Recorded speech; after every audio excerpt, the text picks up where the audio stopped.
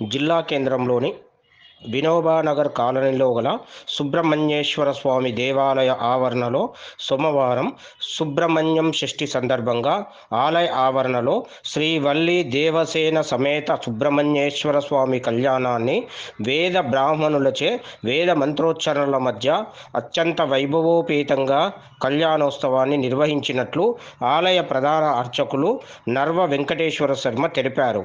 ఈ సందర్భంగా ప్రధాన కూడలులలో కోలాటాలు, డొప్పు నృత్యాలతో పాటు పల్లకి సేవను నిర్వహించారు.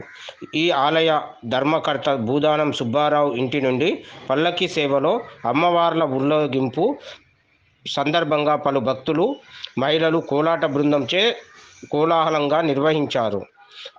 అభిజిత్ లగ్న సమయంలో స్వామి అమ్మవార్ల కళ్యాణోత్సవము కైంకర్యాలను నిర్వహించి యజ్ఞోపధారణ, పుష్పాలంకరణ, కన్యాదానం, జీలకర్ర బెల్లల కళ్యాణోత్సవం, తలంబ్రాలు, సామూహిక వడిబియ్యం కార్యక్రమాన్ని శాస్త్రోయుక్తంగా వేద పండితులు నిర్వహించిన ఈ కార్యక్రమంలో ధర్మకర్త భూదాన సుబ్బారావు కుటుంబ సభ్యులు, కౌన్సిలర్ మలిశెట్టి పద్మమ్మ, సత్యసాయి సేవా సమితి కన్వీనర్ హకీం విశ్వప్రసాద్, విశ్వ హిందూ పరిషత్ సభ్యులు, సహాయ అర్చకులు నర్వ వెంకటేశ్వర శర్మ, భారతి, విజయకుమార్ శర్మ, ఆలయ కమిటీ సభ్యులు, భజన మండలి సభ్యులు, వివిధ ప్రాంతాల నుండి భక్తులు, మహిళలు అధిక సంఖ్యలో పాల్గొన్నారు.